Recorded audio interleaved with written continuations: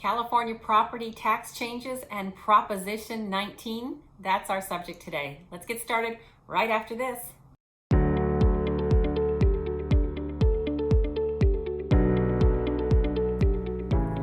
Hi, I'm Kim Ward. I am an expert at helping executors, administrators, and trustees with homes that are in probate or trust.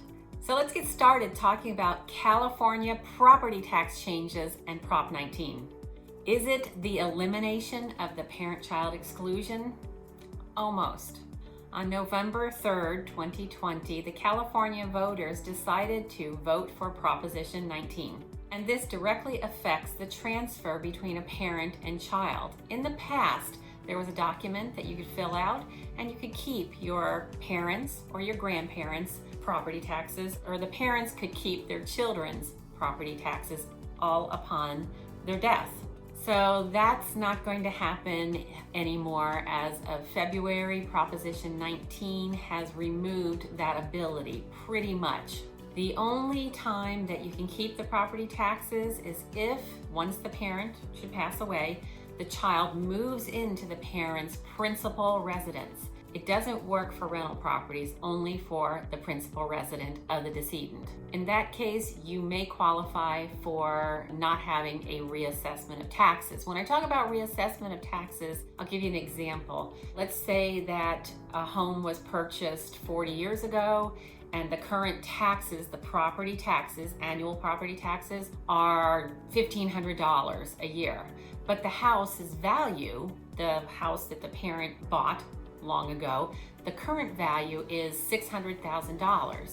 Well, in that case, the taxes, the annual property taxes, would go up to reflect that current market value.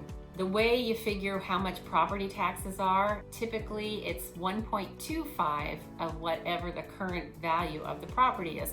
So you can see how that $1,500 a year would go up to over $6,000 a year in annual property taxes. Not a great thing. The most important thing for you to know is the new law goes into effect on February 16th, 2021. So you have a short period of time to perhaps do something with your attorney, most likely, in order to keep the property taxes as they were.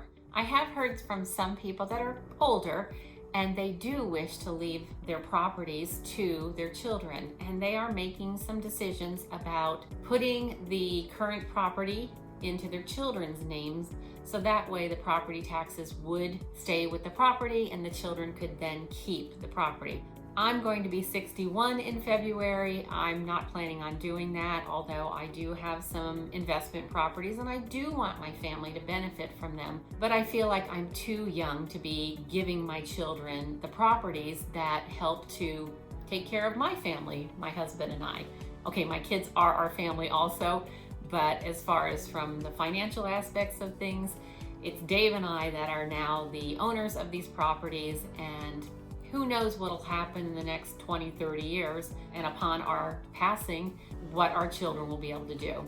To return to some of the people that are choosing to put their properties into their children's names, and they still want to live in the property, there are some special documents that can be put together to make all that happen. And of course, that's for an attorney to look into. The other part of the Prop 19 that does somewhat benefit those of us who are over 55 years old. In the past, we could transfer the current tax, our home, our principal residence property taxes, to another property. Like if I was to sell my home and I wanted to move the property taxes to another property, in the past, the purchase price of my next property would have had to been below what I sold my current property for.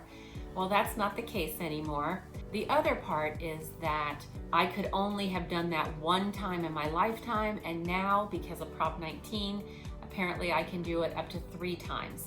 There are some other ins and outs about Prop 19. Let's say I sold my current residence for $700,000 and I wanted to buy a home that was $1 million. I could bring the taxes of the $700,000 property to this next property, but I would then have to pay taxes, annual property taxes on the difference, that other $300,000. So let's say my property taxes on my current home are $5,000 a year. I would bring that to the next property, and then that other $300,000 difference between my sales price of $700,000 and the $1 million purchase price would be then put with my current $5,000 a year taxes.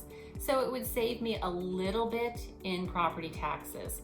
Now, I would have rather had the benefit of being able to give my children my home and my investment properties with the current property taxes, but unless something changes, that is no longer an option. So you may see that I have another video in here that's all about the parent-child exclusion document. That's not going to be a viable thing as of February 16th.